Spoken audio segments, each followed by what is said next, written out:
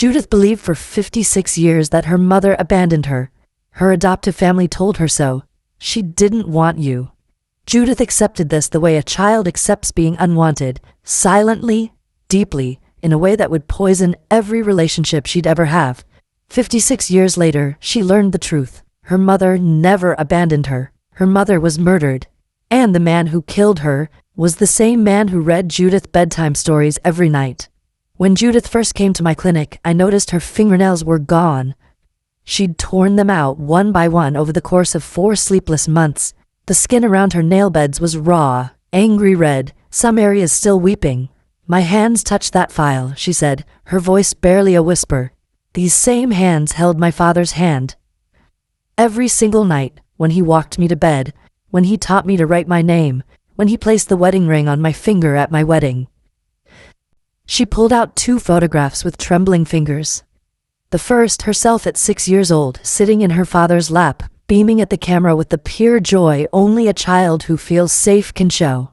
I loved this man, she said. I loved his smell, Old Spice and coffee. I loved his voice when he sang me to sleep. I loved these hands. Then she placed the second photograph on my desk. An autopsy photo. A young woman, maybe 22. Bruises circling her throat like a violet necklace. Eyes still open, frozen in their final moment of terror. This is my mother, she said. And these bruises, they came from those same hands. My name is Dr. Sarah Bennett. I've been a clinical psychologist for 22 years. In that time, I've sat with murderers and their victims' families. I've helped soldiers process the horrors of war. I've guided survivors of the most unimaginable abuse towards something resembling healing.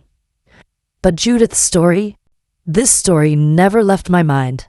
It followed me home. It woke me at 3 a.m. It made me question everything I thought I understood about family, about love, about the masks people wear.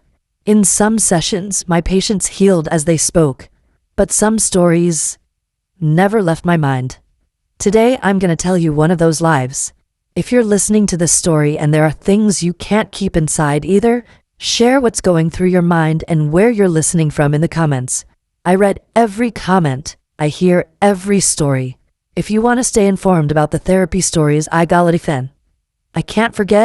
Don't forget to subscribe and turn on notifications. If this story touched your feelings, you can support me by liking. One day, I'd like to hear your story too. If you want me to share your story in my next video, you can send your story to the email address in my profile. Remember, our stories heal, even just a little, when they're shared. Judith spent 32 years as a police archive clerk, not a detective, not an officer. Just the woman in the basement, surrounded by filing cabinets full of death. She processed murder cases, thousands of them. Victims with names, victims without. Killers caught, killers who vanished like smoke. I just file, she used to tell herself. I don't judge, I'm not responsible for justice. I just put things in the right folders. That emotional distance became her armor. She could handle autopsy photos over her morning coffee. She could read witness statements about children's bodies found in dumpsters, and then go home and cook dinner for her husband. The horror never touched her. Or so she believed. 3 years ago, at 53, Judith took early retirement. But before she left, her supervisor assigned her one final project, digitizing all physical case files from before 1987. Thousands of manila folders, yellowed with age, filled with typewritten reports and fading photographs. Routine work, mindless scanning, a fitting end to a career spent in the company of the dead. On her second to last day, a folder fell open on her desk. 1987, case number 87-2234, unidentified female victim. Cause of death, manual strangulation. Body discovered March 17th in a wooded area outside the city. No witnesses, no suspects. Case unsolved. Closed in 1989 due to lack of leads. Inside the folder was a single photograph of the victim, a pre-autopsy face shot taken at the morgue. Standard procedure for identification purposes. Judith had seen thousands of such photographs, but this face stopped her cold. She was looking at herself, 35 years younger, but the same bone structure, the same slightly asymmetrical eyes, the same distinctive widow's peak she'd always hated and tried to hide with her hairstyle. That woman was her biological mother. Judith was adopted at 6 months old. Her adoptive parents, Robert and Margaret Hartley, had raised her in a comfortable suburban home. They told her only one thing about her birth mother. She didn't want you. She gave you up. We chose you. For 56 years, Judith believed she'd been abandoned, rejected, thrown away like garbage by a woman who couldn't be bothered to keep her. Her mother hadn't abandoned her. Her mother had been murdered. And the Hartley family, Robert and Margaret, had filed their adoption application on March 3, 1987, 14 days before the body was discovered. 14 days before anyone officially knew Elena Vasquez was dead. How did they know Judith would be available for adoption before anyone knew her mother was gone? When Judith first shared this discovery with me, I observed her breathing pattern with clinical attention. She spoke in a flat, controlled monotone, what we call emotional numbing or affective flattening. This is a classic trauma response. When information is too overwhelming to process, the mind creates distance by suppressing emotional reactivity. Judith's 32 years surrounded by death had trained her nervous system to dissociate from horror. It was a survival mechanism, an adaptation that allowed her to function in an environment that would break most people. But here's what many don't understand about dissociation. It's not selective. The same mechanism that protected Judith from feeling the weight of strangers' deaths was now preventing her from fully processing her own story.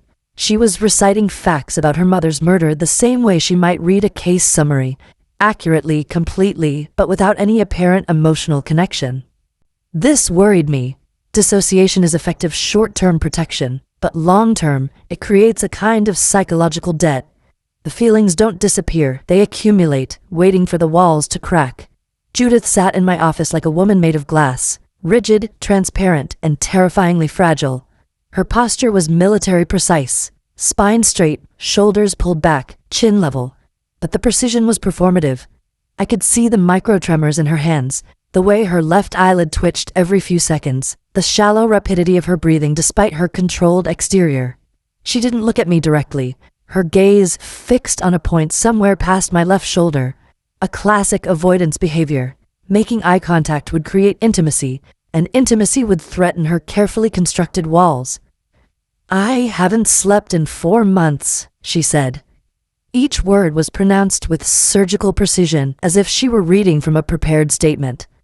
"Every night I check the front door, lock it, unlock it to make sure it actually locked, lock it again, check the deadbolt, check the chain, check the handle." Her thumbs pressed against each other so hard the knuckles blanched white. "Sometimes I do this for 3 hours, 4 hours, until the sun comes up and I have to pretend I'm functional." I waited. In 2 decades of practice, I've learned that silence is often the most powerful therapeutic tool. The most important truths surface in the spaces between words. "I know what you're thinking," Judith said, finally meeting my eyes. Her gaze was startlingly direct now, almost aggressive. OCD, obsessive-compulsive checking behavior, textbook presentation, probably triggered by the discovery, manifesting as a need for control. A ghost of a smile, bitter and brief, crossed her face. I filed enough psychological evaluations to know all the terminology. I could probably write my own diagnosis. "But that's not why you're here," I said quietly. The smile vanished. Her jaw tightened. I watched the muscles in her neck cord and release. "No," she admitted. Her voice dropped to something barely above a whisper, and I had to lean forward to catch her words. "I'm not checking to keep someone out. That's what I told myself at first. That's the rational explanation. But it's a lie." She swallowed hard. "I'm checking because part of me knows, has always known maybe, that the danger was never outside. The danger was inside the house, sleeping in the room next to mine, teaching me to ride a bicycle, calling himself my father." At that moment, I noticed something I'd missed in my initial assessment. Judith's hands weren't simply clenched in her lap, they were concealing something. A small, folded piece of paper tucked between her palms. She'd been holding it since she walked in, protecting it like a talisman. Or like evidence. And despite her controlled exterior, her hands were shaking so badly the paper rustled audibly in the quiet room. Judith's compulsive door-checking revealed something profound about the nature of trauma. On the surface, it appeared to be a straightforward anxiety response, a need for safety and control in the wake of a devastating discovery. But the behavior had deeper symbolic significance. She wasn't really afraid of intruders. She was unconsciously trying to undo what had already happened.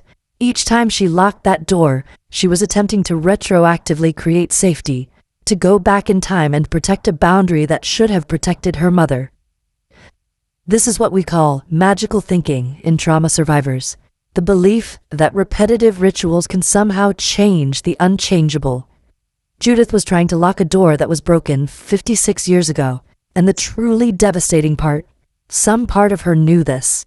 She knew the ritual was meaningless, that no amount of checking could bring her mother back or undo her father's crime. But she couldn't stop, because stopping would mean accepting the full weight of her helplessness, and that was a truth her psyche wasn't ready to bear. After I found the file, I did what I've done for 32 years, Judith said. Her voice steadied as she shifted into professional mode, archivist mode, where emotions had no place. I investigated. Not as a detective. I was never that. I don't have the authority to question witnesses or compel evidence, but I know how to find information. I know where things are buried. I know which databases connect, which records are cross-referenced, which boxes in which storage facilities contain which forgotten files. She unfolded the paper she'd been clutching. It was a photocopy of an official document, an evidence chain custody form. At the bottom, a signature in faded blue ink. My adoptive father, Robert Hartley, was a police officer in 1987, she said. Patrol division, but he had connections throughout the department. He worked at the same precinct where my mother's murder was investigated. She placed the paper on my desk with exaggerated care, as if it might detonate. Her finger trembled as she pointed to the signature. This, his handwriting. His signature. On the evidence chain for case 872234, he handled physical evidence in my mother's case. He knew about this murder from the beginning. Her voice cracked for the first time, a hairline fracture in her composure. Maybe he just knew about it, she said. The words came out rushed, almost pleading. Maybe that's all. He was a cop. The case crossed his desk. He saw an opportunity to adopt a baby who needed a home. Maybe. She couldn't finish the sentence. The desperation in her voice told me everything. She didn't believe it. She couldn't believe it anymore, but she needed to say it out loud, to test the lie against the air, to hear how flimsy it sounded. Judith, I said gently, when exactly was the adoption application filed? She swallowed. I watched her throat work. March 3rd, 1987. And when was your mother's body discovered? March 17th. 14 days. They had filed to adopt her 2 full weeks before anyone officially knew her mother was dead, before the body was found, before the missing person report was even taken seriously. Unless they already knew Elena Vasquez wouldn't be coming back. I leaned back in my chair, processing the implications, but Judith wasn't finished. The dam was cracking now and the information poured out in torrents. There's something else, she said, something I haven't told anyone. My adoptive mother, Margaret, is still alive. She's 83, Alzheimer's. Most days she doesn't recognize me, doesn't know her own name, doesn't remember that Robert died 10 years ago. Judith's hands twisted together in her lap, but sometimes, maybe once a month, sometimes less, she has what the nurses call windows, clear moments where she's fully present, fully lucid, and in those moments she always says the same thing. What does she say? Judith closed her eyes. When she spoke again, her voice had shifted, higher, breathier, mimicking an elderly woman's quaver. If only we hadn't taken the baby. If only I'd known what Robert did. The timeline Judith uncovered represented what forensic psychologists call behavioral evidence. Circumstantial proof derived from actions rather than physical traces. Robert and Margaret's foreknowledge of baby Judith's availability pointed to one of 2 possibilities. Either they were directly involved in Elena's death, or they knew about it and did nothing. Neither option allowed for innocence. What fascinated me clinically was Judith's cognitive response. She had all the facts. She could see the picture they painted. Yet she kept searching for alternative explanations, for escape hatches that didn't exist. This is called motivated reasoning, the mind's attempt to reject conclusions that threaten core beliefs. Judith's identity was built on certain foundational assumptions. My father loved me, my parents rescued me, I was wanted. The evidence threatened to collapse that entire structure. Her psyche was engaged in a desperate rearguard action, trying to preserve something, anything from the wreckage. She says this every time, I asked, in every lucid moment, every single time for the past 2 years, since the dementia progressed to the point where the windows became rare. Judith opened her eyes. They were red-rimmed but dry, tears that refused to fall, grief that couldn't find release. At first, I dismissed it. Dementia patients say strange things. They confuse past and present, reality and dream. I assumed she was expressing some general guilt about the adoption, maybe regret about how they told me, or about keeping my origins secret. She paused. Her breathing had become shallow, rapid. Then I found the file, and I understood. She's not confused. Her mind isn't wandering. In those clear moments when the disease releases its grip, the first thing that surfaces is this. Judith's voice hardened into something brittle. She's not rambling. She's confessing. What do you think she knew, Judith? For a long moment, she didn't answer. Her hands gripped the armrests of her chair so tightly I could see the tendons straining beneath her skin, the veins standing out in sharp relief. When she finally spoke, her voice was barely audible. I think she knew everything. Maybe not before. Maybe she didn't know what Robert was planning. But after, when he came home with a baby, when the adoption went through with suspicious speed, when no one came looking for me, I think she figured it out. I think she understood exactly what kind of man she'd married and exactly what he'd done to get me. Judith's breath caught. And she stayed anyway, raised me anyway, kept a secret anyway, loved me anyway, if you can call it love, what we had. That's an enormous weight to carry. You know what's heavier? Her voice turned sharp, almost accusatory, though the accusation wasn't directed at me. I loved them, both of them, genuinely, completely loved them. My father, Robert, she stumbled over the word father as if it had grown thorns. He was good to me. Patient, gentle. He taught me to ride a bicycle in the park, running alongside me with his hand on the seat until I found my balance. He helped me with math homework even though he hated math. He walked me down the aisle at my wedding and cried. Actually cried, when he handed me to my husband. Her voice cracked completely now, splitting open like overripe fruit. And every moment of that love, every precious memory I have, was built on my mother's grave.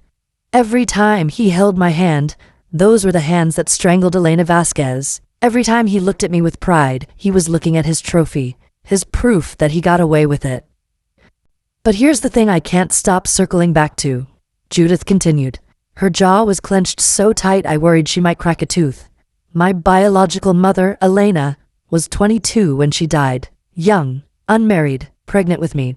She met my eyes with a gaze that had seen too much truth in too short a time. She had a relationship with someone, the father of her child, a married man, a married police officer. The words hung in the air between us like smoke from a fire. Robert Hartley wasn't just my adoptive father, he was my biological father. I'm his actual daughter, and he killed my mother to keep that secret, to keep me, to give Margaret the baby she couldn't have. Judith's revelation, that Robert was both her biological and adoptive father, added a devastating new dimension to her trauma. This wasn't simply a case of murderer as parent. It was a case of a man who killed the mother of his child in order to claim that child as his own.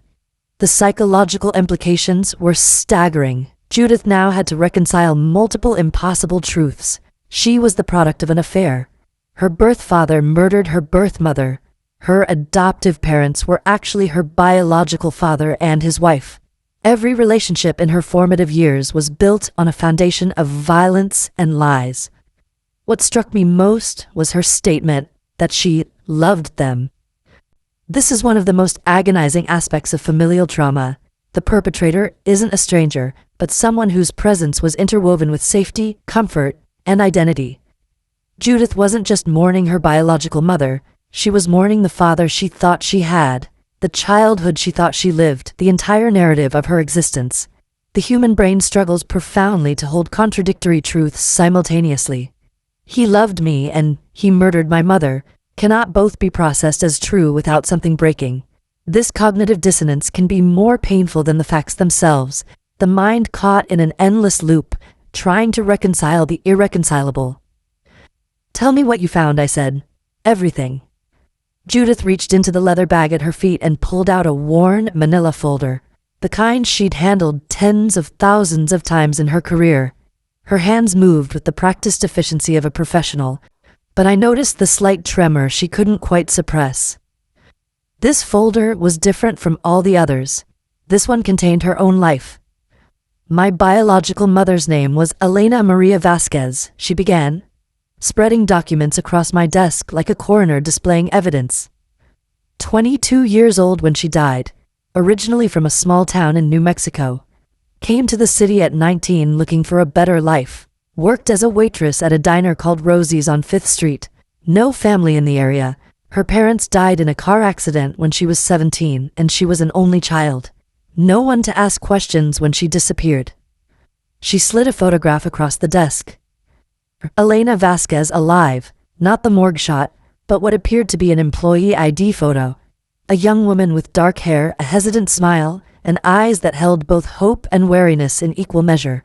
I could see Judith's features clearly. The widow's peak, the slight asymmetry of the eyes, the shape of the chin. I tracked down old hospital records, Judith continued. Her prenatal visits. She got good care, surprisingly good for a single waitress with no insurance.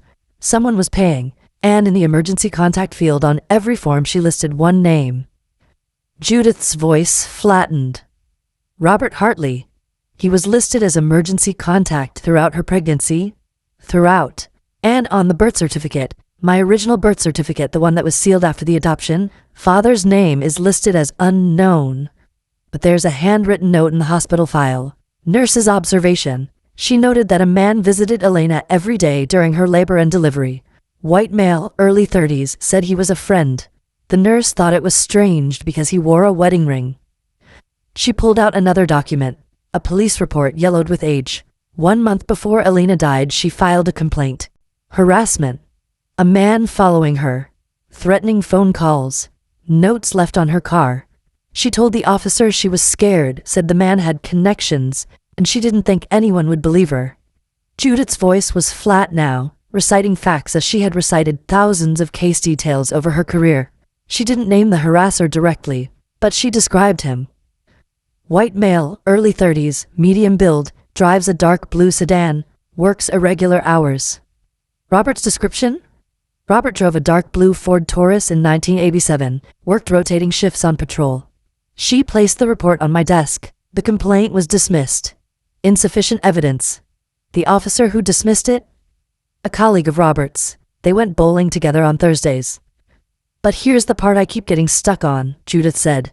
Her voice had shifted, no longer the controlled archivist reciting facts, but something raw, more ragged. I've studied this case for 8 months. Every document, every photograph, every witness statement. I know the evidence. I know what it points to. I've built a case that any prosecutor would consider solid. She gripped the folder so tightly the cardboard crumpled in her hands. But I also remember being 7 years old, burning with fever, and my father staying up the entire night, placing cool cloths on my forehead, singing old Irish lullabies in his terrible off-key voice so I wouldn't be scared. I remember feeling so safe, so completely, utterly safe. Her voice broke. How do I make those two realities exist in the same person? How do I reconcile the man who murdered my mother with the man who made me feel safer than anyone else in the world? This question, how can a person be both a loving parent and a murderer, is perhaps the most philosophically and psychologically challenging aspect of Judith's case. In forensic psychology, we understand that compartmentalization is a powerful cognitive mechanism. It allows individuals to separate different aspects of their identity into isolated mental boxes that don't interact with each other. A man can genuinely love his daughter while having murdered her mother. These aren't contradictory in his mind because they exist in different compartments. The loving father and the killer are, in a sense, different selves. This doesn't excuse the behavior, it doesn't minimize the horror. It simply explains how humans can contain such profound contradictions. For Judith, accepting this meant releasing the binary thinking that had kept her psychologically safe.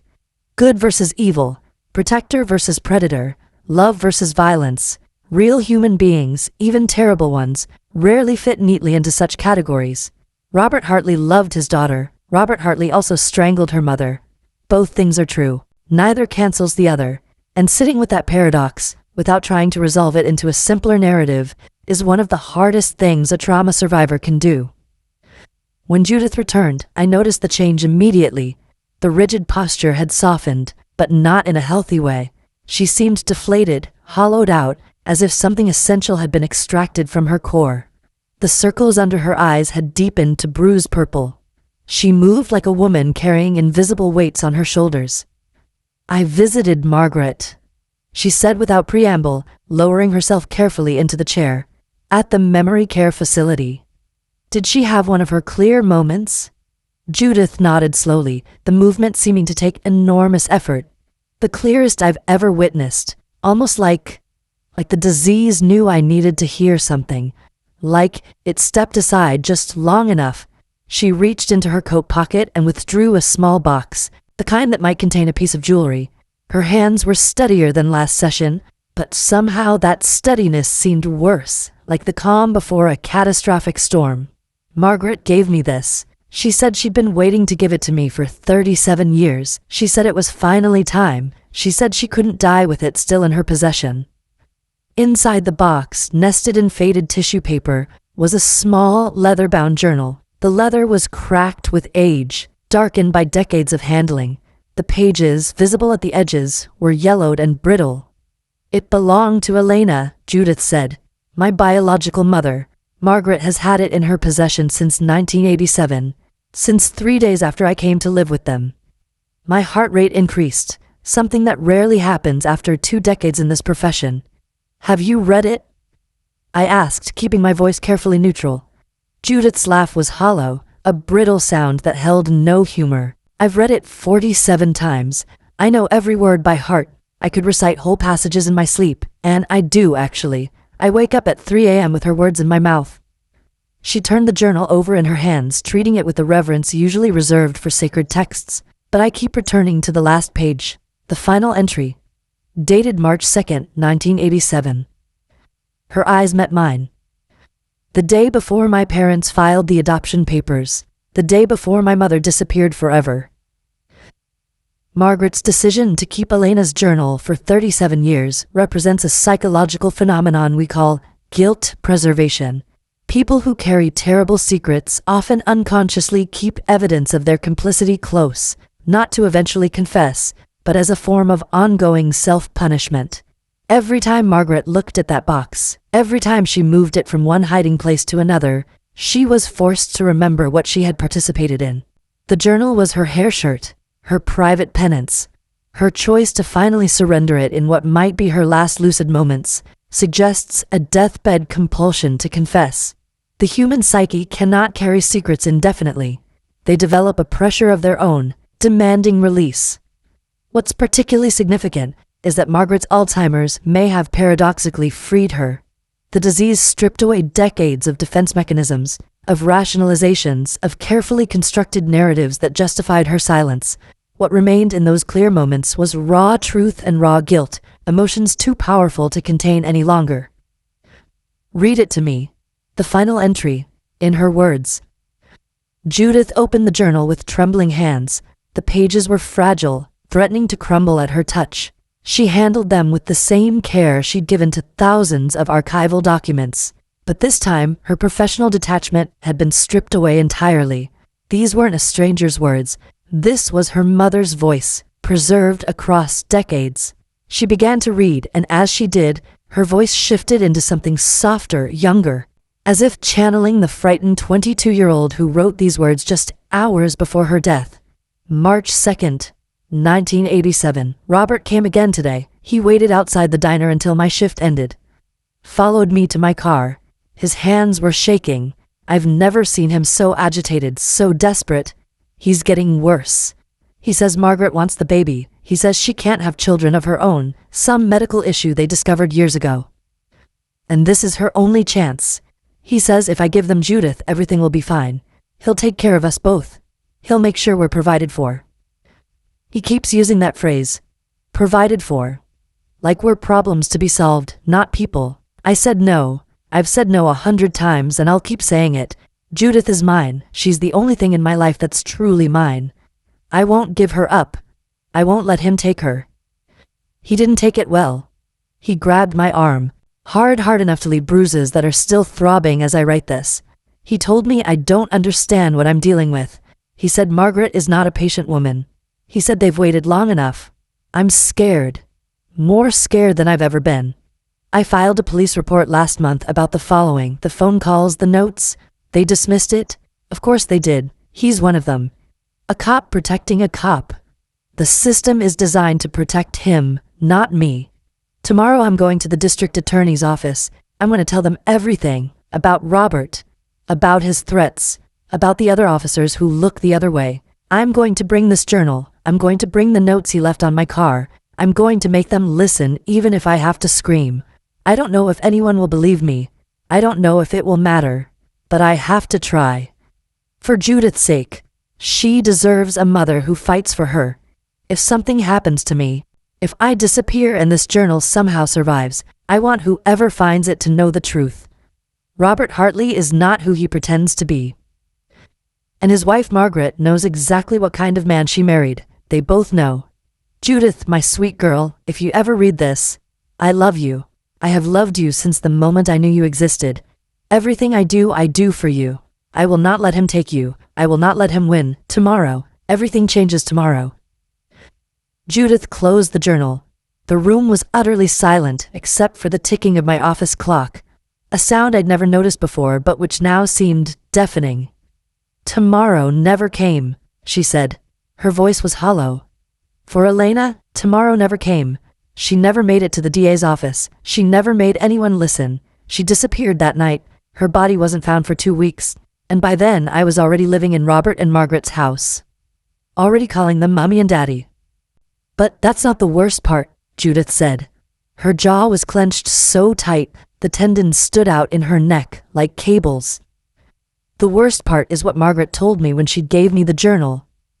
She looked at me with eyes that had ached in the past 2 weeks. She said, I found this in Robert's desk drawer, 3 days after you came to live with us. I've known from the very beginning what he did.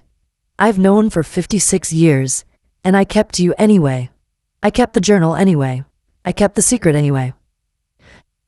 Margaret's 56-year silence represents a form of moral injury that psychology is only beginning to understand fully. She wasn't simply a passive bystander. She was an active participant, not in the murder itself perhaps, but in the cover-up that followed. She chose to accept a child she knew had been violently stolen. She chose to raise that child with love while knowing the source of that gift. She chose every single day for 56 years to remain silent. This doesn't make Margaret a monster. It makes her human, terribly, painfully human. She faced an impossible choice: acknowledge her husband's crime and lose everything, her marriage, her child, her community standing, possibly her freedom, or remain silent and become complicit. She chose silence. What's devastating is that Margaret's silence didn't ultimately protect Judith. The truth waited patiently for 56 years, accumulating weight until it finally emerged with catastrophic force. Secrets, in my experience, always surface eventually. They simply choose their own timing, their own venue, their own level of destruction. What did Margaret say, I asked carefully, when you confronted her with what you'd learned? Judith's hand stilled in her lap. For a moment, she looked like a woman standing at the edge of a vast chasm, deciding whether to step forward or back. She asked if I wanted to know everything. Judith said quietly, the whole truth. Not just the pieces I'd figured out, but everything, the parts no document could ever reveal. And you said yes. I said yes. She took a deep breath, the kind that precedes a dive into cold, dark water. She told me Robert had been having an affair with Elena for nearly 2 years. It started when Elena first came to the city.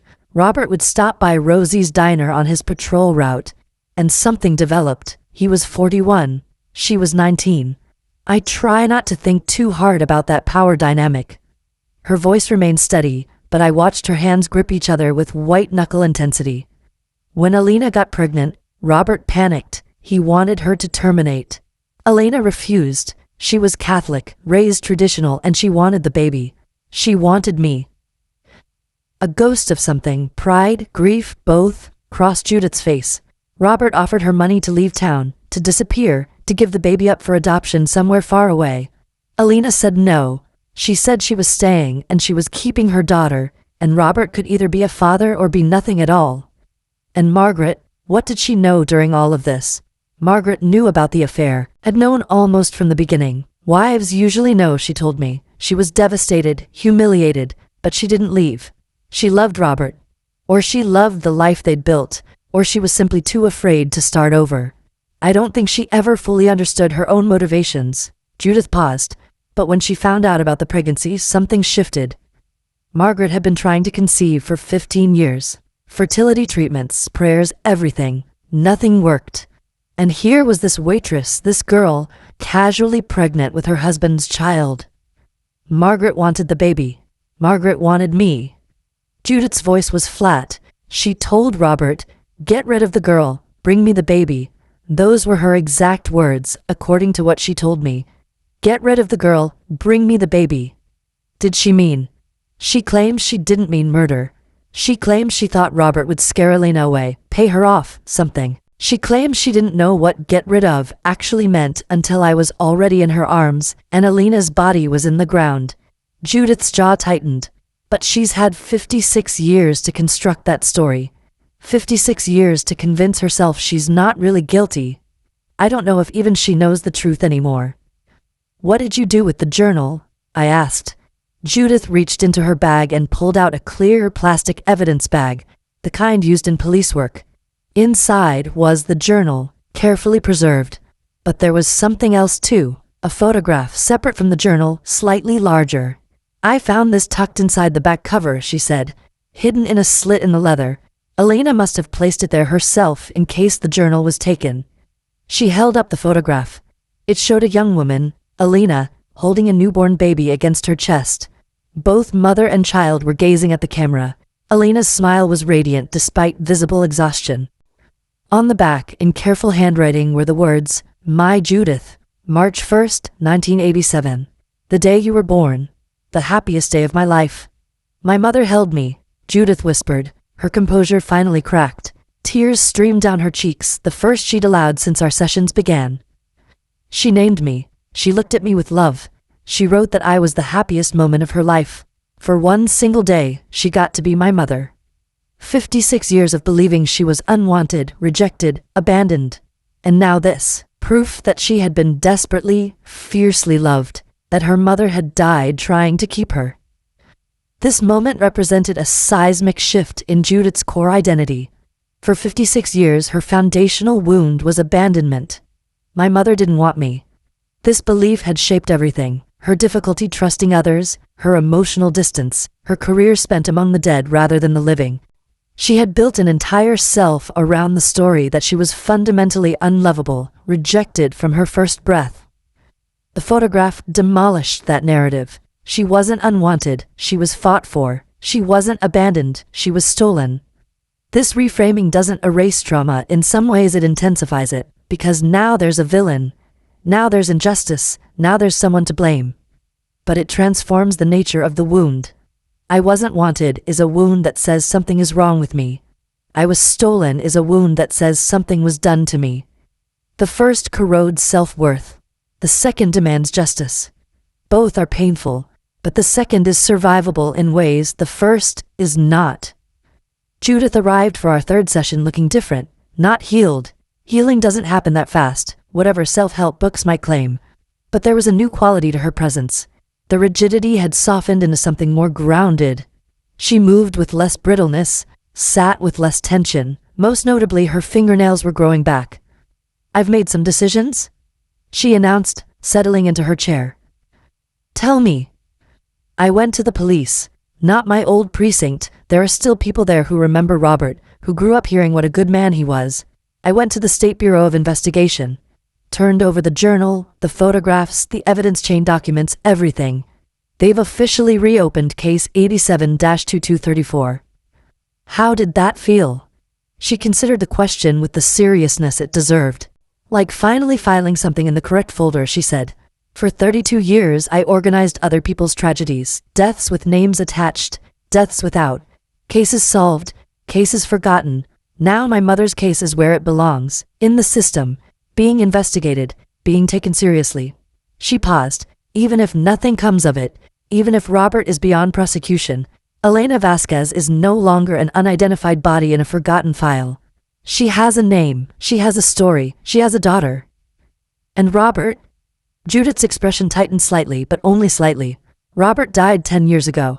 Heart attack, quick, painless, more than he deserved, honestly. He'll never sit in a courtroom, he'll never be formally accused, he'll never have to explain himself. She met my eyes steadily. But that's not what matters anymore. I had to let go of wanting justice against him specifically. What matters is that Elena's name is on the record.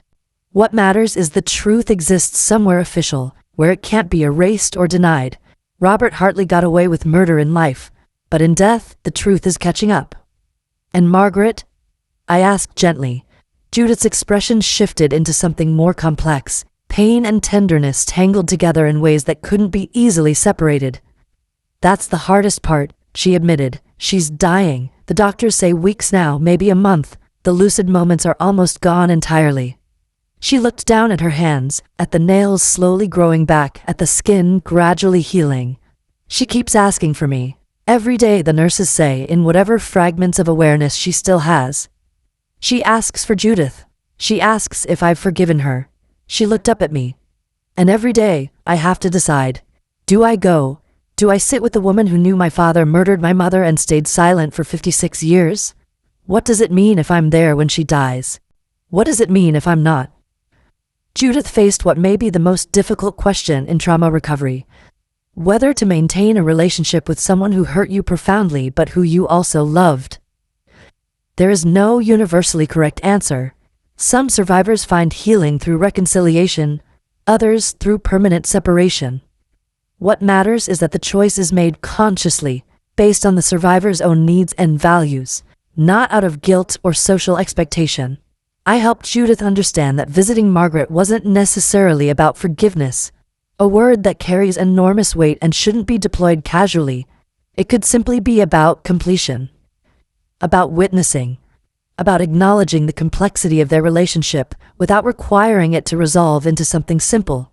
She could hold both truths. You hurt me beyond measure, and you also raised me, fed me, loved me in your flawed way, without forcing them to reconcile.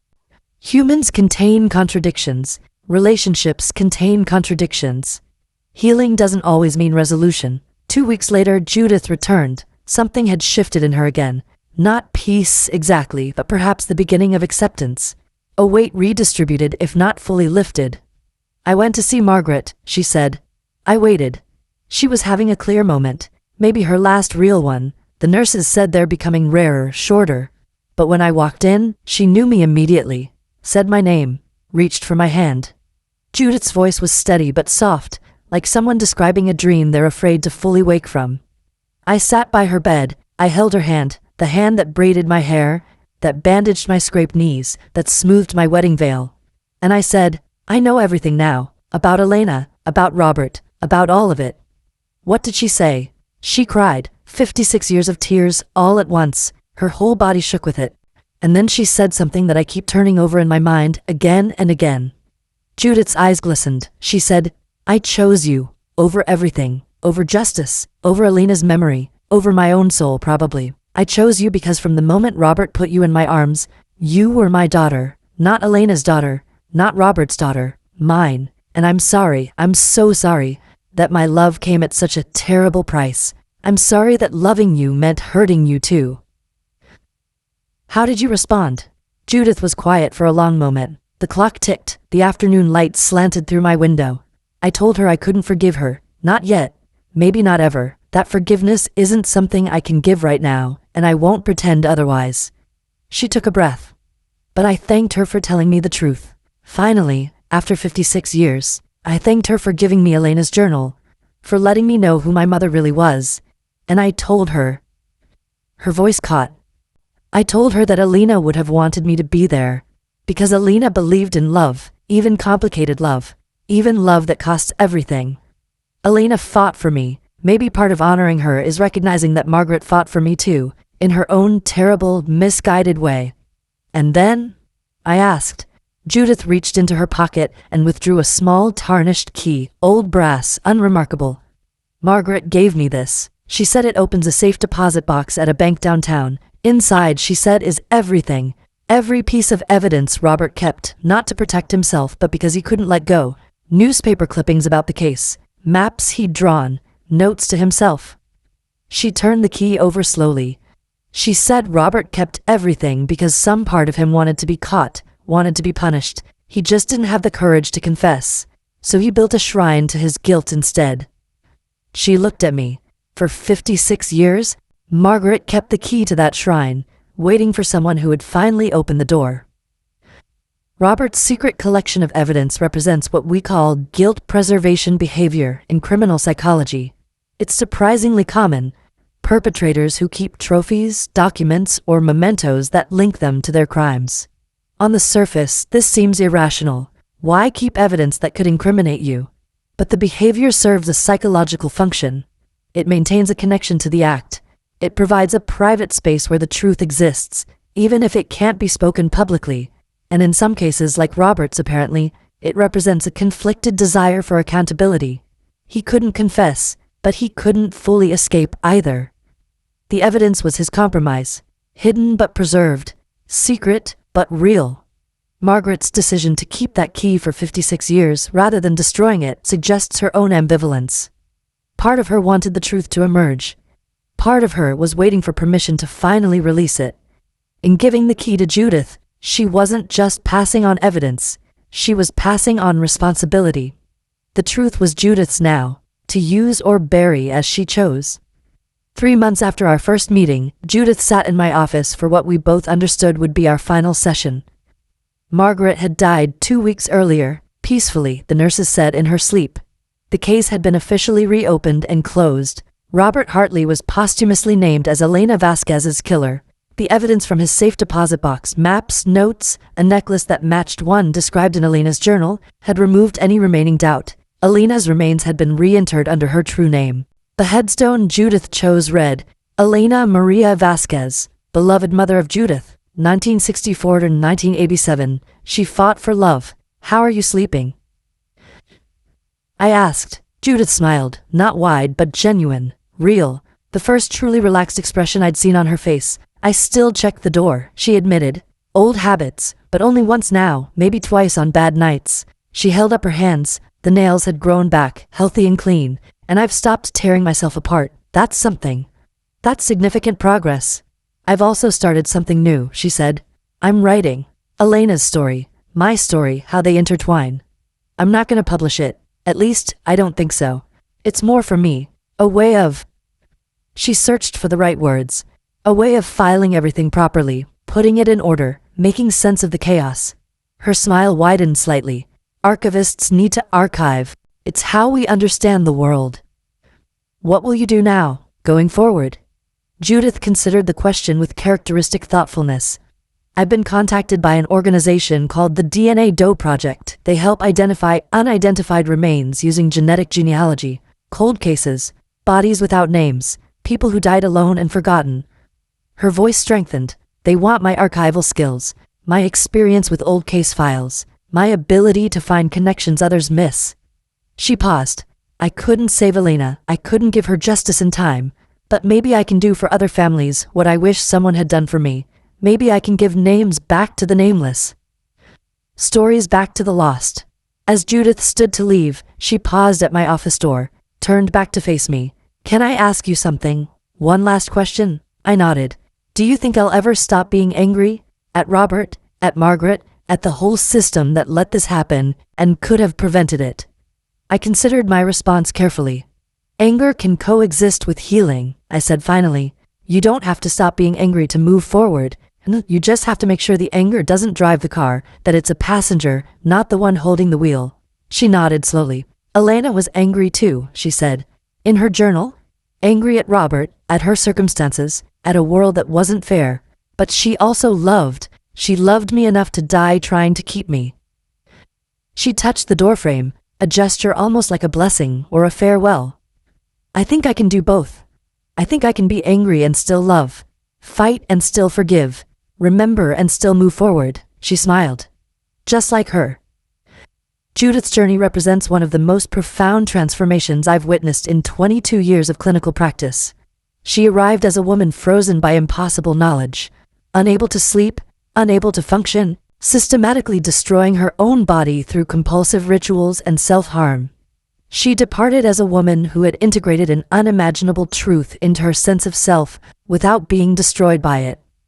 This is the essence of trauma recovery, not the erasure of pain, but the ability to carry it, not forgetting, but remembering differently.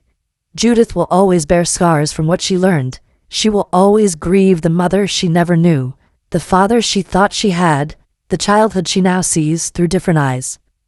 But she has found something crucial: purpose.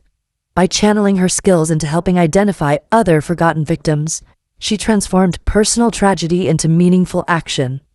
This is what psychologists call post-traumatic growth, not a return to who you were before trauma, but an evolution into someone new. Someone who has suffered, survived, and chosen to make that suffering mean something. Judith walked into my office as a woman haunted by ghosts. She left as a woman who gives ghosts their names back. That is no small thing. I hope this story has helped you see your own life, your emotions, or the people around you from a different perspective. I hope this story has helped you understand yourself and others better.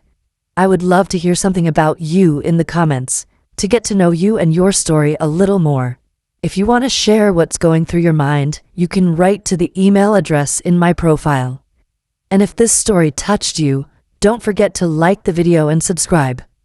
To be informed about the next real-life story, you can turn on notifications by clicking the bell icon. Before we end, I want to ask you a few questions. Take a moment to really think about them. What do you think about Judith's story? Does her journey remind you of anything in your own life? Secrets kept, truths discovered late, relationships built on hidden foundations. If you discovered that someone you loved deeply had done something unforgivable, but they had also genuinely loved you, could you hold both truths at once? Or would you have to choose one? Margaret kept silent for 56 years. Do you believe her silence was an act of love, protecting the family she'd built? An act of cowardice, refusing to face consequences? Or can it be both simultaneously? Where is the line between protecting someone and betraying them? What would you say to Judith if you could speak to her? What would you say to Elena, the young mother who fought to keep her daughter and lost everything? Is it possible to truly forgive someone who asks for forgiveness when it's already too late? Does the timing of confession change the nature of forgiveness? Can we forgive the dead? Share your thoughts in the comments. I read every single one. Your perspective matters. Your voice matters. Your story matters too.